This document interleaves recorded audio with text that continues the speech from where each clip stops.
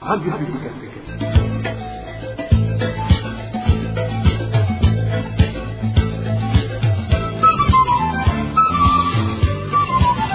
Radio Publique Africaine.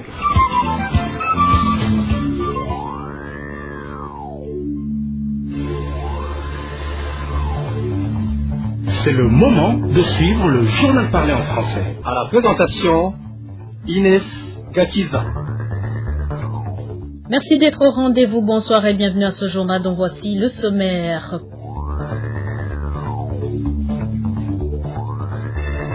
Paralysie des activités à Malandia suite à la croisade de la famille présidentielle. Les Imbonerakure exigeaient tout le monde à participer à cette croisade qui a débuté aujourd'hui. Bujumbura fait de nouveau face à une crise de carburant depuis 3 jours. La capitale économique n'a ni essence ni mazout. Et enfin, dans le cadre de la célébration de la journée dédiée aux réfugiés, les réfugiés burundais se trouvant dans les pays de la sous-région appellent à la restauration de la sécurité au Burundi pour qu'ils puissent rentrer tranquilles. Le développement de ces titres, c'est dans quelques secondes.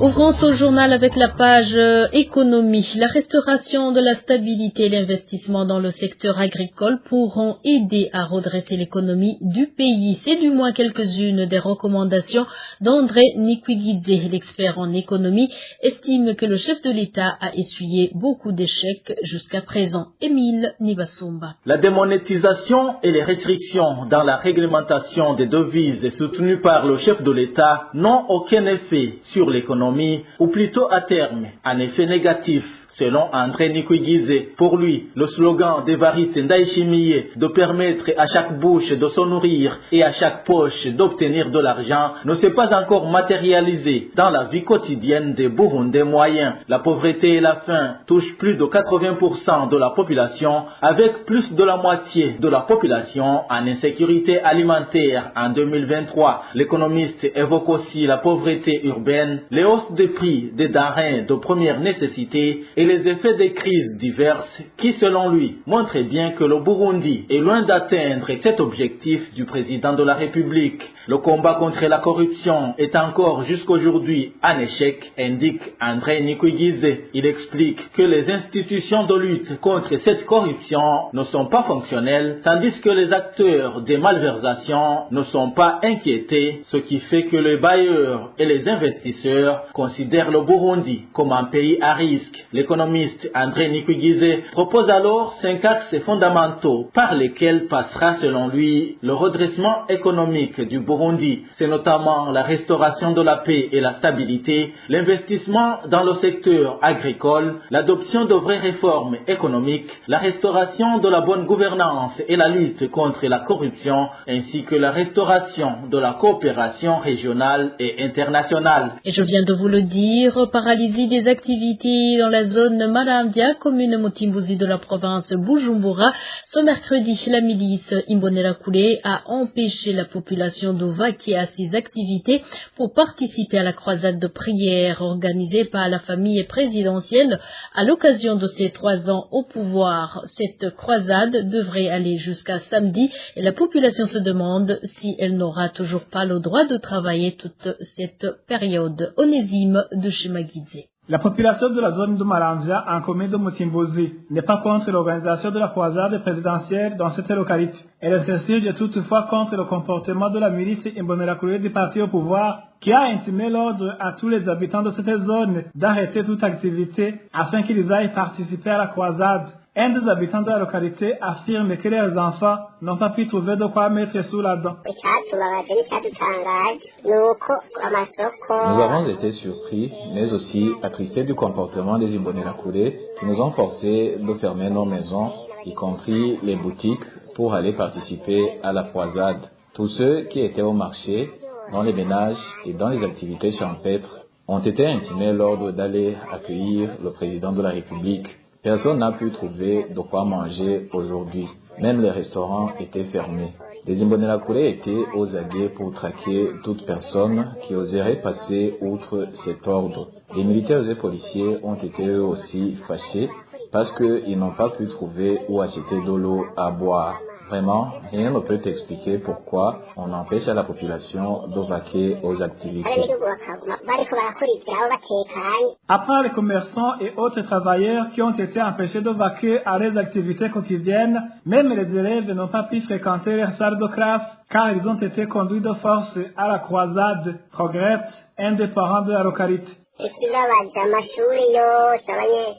Toutes les écoles ont été fermées. Les élèves ont été intimés l'ordre d'aller accueillir le président de la République. On se demande s'ils vont participer à cette croisade jusqu'au vendredi. Qu'est-ce qu'ils vont gagner? Cette population de la zone de Malanvia se demande si elle va participer à cette croisade durant les 5 jours alors qu'elle trouve de quoi manger après avoir travaillé. Elle demande au président de la République d'interdire ce comportement des administratifs à la base et des Imbonerakure qui empêchent aux habitants de vaquer à leurs occupations. Nous demandons aux autorités habilitées d'interdire ce comportement. Ce n'est pas du tout compréhensible qu'on nous empêche de travailler à cause de ce genre de fait. Nous implorons le président de la République d'entendre nos doléances et qu'il nous permette de continuer de vaquer à nos activités durant les 4 jours de la croisade qui restent.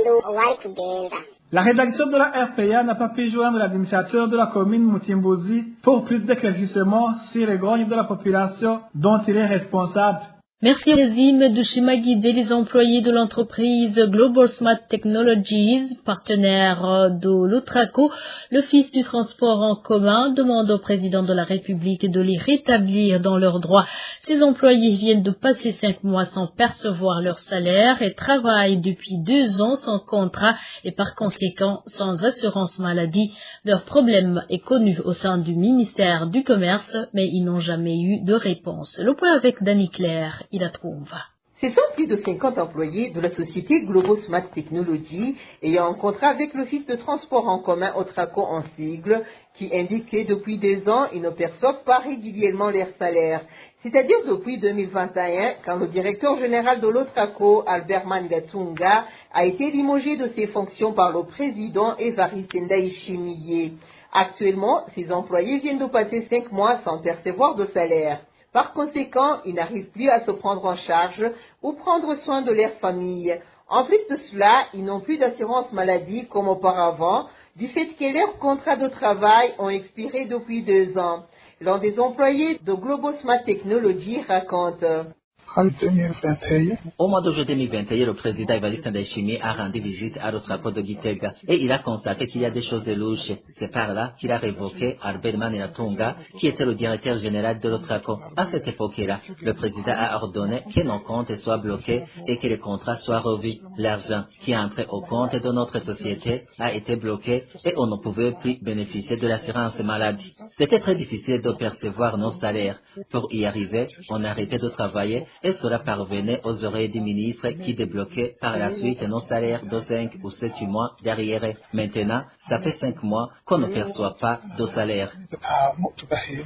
Même si vendredi dernier, certains employés de la société Global Smart Technology s'étaient rendus au bureau du ministre du Commerce pour réclamer la réponse aux lettres qu'il lui avait adressées pour qu'il puisse leur rendre justice, ceci a plutôt aggravé leur situation étant donné que depuis lundi jusqu'à mercredi matin, ces employés se sont vus refuser d'entrer au siège de l'Otraco où ils travaillent sous l'ordre des responsables de l'Otraco, du simple fait qu'ils sont allés réclamer la réponse de leur doléance au bureau du ministre.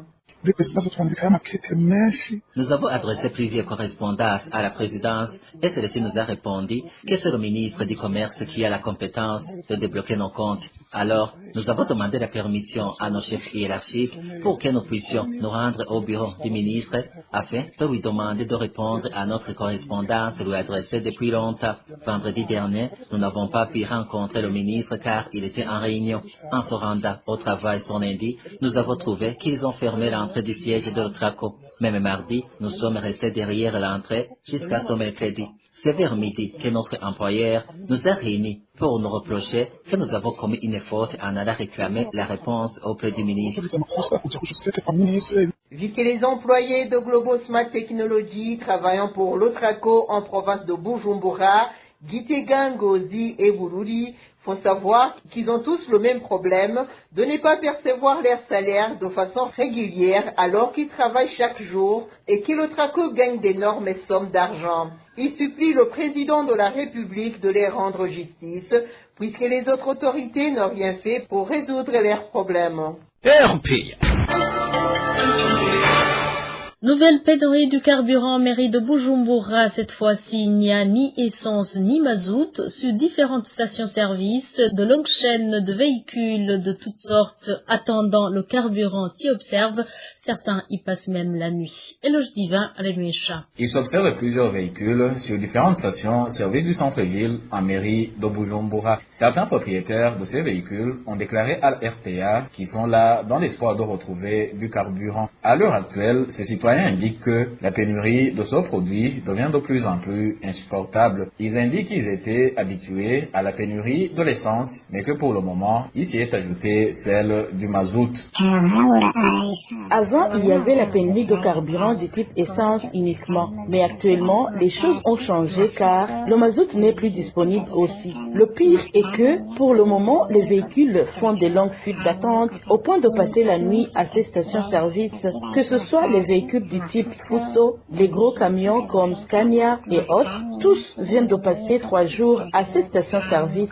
Donc, les véhicules qui utilisent l'essence de même que ceux qui utilisent le mazout, tous viennent de passer 3 jours à ces stations-service. Situation similaire dans différents quartiers de la mairie de Bujumbura où la RPA a pu passer. De groupes de conducteurs de véhicules se marquent devant les stations-service dans l'attente du carburant et ne cachent pas leur sentiment de désespoir. Les conséquences sur d'autres secteurs de la vie nationale ne manquent pas également. Ainsi, ces propriétaires de véhicules demandent aux autorités du pays de trouver une solution rentable à la problématique de pénurie du carburant. Et les commerçants et les propriétaires des maisons devraient songer à assurer leurs biens. Appel de l'administrateur de la commune Mukaza à la suite de l'incendie qui a ravagé des marchandises et bâtiments ce mardi à l'avenue d'Allemagne. C'est en plein centre-ville de Bujumbura. Renova Sindayebura fait savoir qu'il n'a pas été facile d'éteindre ce feu. Quand nous avons entendu cette mauvaise nouvelle, nous avons commencé à appeler la police pour faire une intervention rapide et nous remercions la police qui a intervenu rapidement. Et les opérations de secours et d'éteindre le feu ont vite commencé, mais avec des difficultés parce que vous savez que cette avenue est beaucoup fréquentée. Et également, vous savez que vous avez vu que cette maison était pleine de marchandises et de diverses sortes. Également, vous avez vu que beaucoup de compartiments ont été érigés à l'intérieur de cette maison. Donc, les activités d'éteindre le feu ont été un peu difficiles. Les investigations qu'on a menées avec la population qui se trouvait ici pendant et après cet incendie, c'est que cette maison n'est pas assurée dans une maison d'assurance. Et également, les marchandises qui se trouvaient à l'intérieur ne sont pas assurées, ce qui n'est pas normal. Alors nous lançons un appel pressant à la population et surtout aux commerçants et aux détenteurs de maisons, que ce soit des maisons d'habitation ou des maisons de commerce, de faire le tout possible pour assurer leurs maisons. Les principaux motifs d'incendie qui se remarquent ici et là, il y a aussi la mauvaise qualité des fils électriques utilisés lors des raccordements électriques. Et également, nous demandons à la population, surtout aux femmes vendeuses de fruits et légumes qui fréquentent cette avenue, ainsi que les femmes de la capitale qui quittent le bureau après les heures de service, qui sont obligées de passer ici pour venir se ravitailler en fruits et en légumes, d'abandonner cette mauvaise habitude parce que vous avez vu que les opérations d'éteindre le feu ont été rendues difficiles parce que cette route est beaucoup fréquentée. L'administrateur de la commune Mukaza salue toutefois l'attitude des gens qui ont protégé les marchandises qui avaient été sauvées de cet incendie pour qu'elles ne soient pas volées. Les habitants qui fréquentent le marché de Nyabiraba, situé en province Bujumbura, alertent sur l'insalubrité qui s'y observe. Ces derniers craignent même d'attraper des maladies liées au manque d'hygiène, surtout que ce marché est dépourvu de latrines. Josiane Mozaneza nous fait le point. Depuis l'érection du marché de Nyabiraba, aucune latrine n'y a jamais été construite. Même les quelques lieux d'aisance improvisés par certains commerçants de la place n'est dans rien, car mal aménagés et entretenus, ce qui fait que les passants et les commerçants se soulagent le long des murs, d'où une odeur nauséabonde s'y dégage à longueur de journée, faute de cabinet, comme en témoignent ces habitants.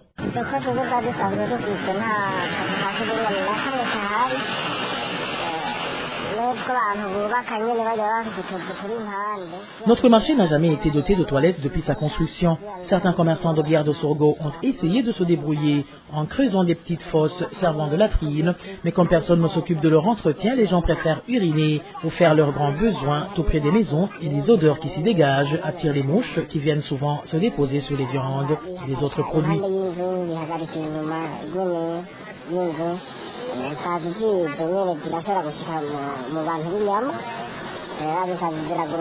Côté commerçants, ils ne décolèrent pas car ils ne comprennent pas où vont toutes les recettes des taxes régulièrement collectées par l'administration locale.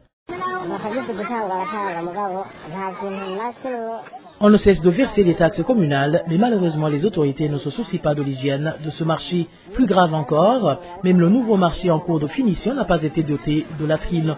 C'est vraiment très dommage. Pour le moment, clients et commerçants, de même que les habitants des environs, demandent avec insistance aux autorités habilitées de se ressaisir et de veiller à la propreté et à l'hygiène de ce marché en construisant des latrines, vu que c'est un endroit très fréquenté. Page réfugiés avant de clore l'édition. Les réfugiés burundais se trouvant dans différents pays d'Afrique font savoir qu'ils mènent une vie inhumaine. Or, hormis la ration alimentaire insignifiante, les réfugiés burundais se trouvant dans ces pays africains révèlent qu'ils sont maltraités dans certains de ces pays d'accueil. Ils demandent au gouvernement burundais de mettre en place des conditions qui permettraient aux réfugiés qui le veulent de rentrer au pays. Et les réfugiés burundais vivant à Kampala, la capitale ougandaise, se sont joints ce mardi au monde entier pour célébrer la journée dédiée aux réfugiés. La journée a été célébrée sous le thème « Rien ne se fait pour nous sans nous ». Damien Nyabenda, qui représente ces réfugiés, demande au HCR à tous les acteurs qui œuvrent pour le bien-être des réfugiés de les consulter avant de prendre l'une ou l'autre décision qui les concerne. Au moment où ces réfugiés vivent dans une situation d'incertitude suite aux différents cas d'assassinat dont ils sont victimes, Damien Nyabenda demande au gouvernement ougandais de mener des enquêtes afin que les Burundais et la communauté internationale puissent connaître qui tue ces réfugiés burundais et pour quels mobiles. Aux réfugiés, il leur demande d'être vigilants et de travailler beaucoup. Suivez plutôt Damien Nyabenda, le représentant des réfugiés burundais vivant à Kampala en Ouganda. Chaque année, le 20 juin, nous célébrons la journée internationale des réfugiés. Ici en Ouganda, au niveau du gouvernement, la célébration a eu lieu au camp de réfugiés appelé Lamon. À Kampala, les organisations des réfugiés et les communautés des réfugiés se sont organisées à célébrer à Kampala et les cérémonies sont bien passées. Cette journée arrive quand les réfugiés burundais se trouvent dans une situation d'incertitude. Vous vous souvenez que nous avons perdu 11 personnes dans notre communauté dans une période d'une année et demie seulement et sont tués dans des circonstances inexplicables. Le thème de cette année est « Rien ne se fait pour nous sans nous ».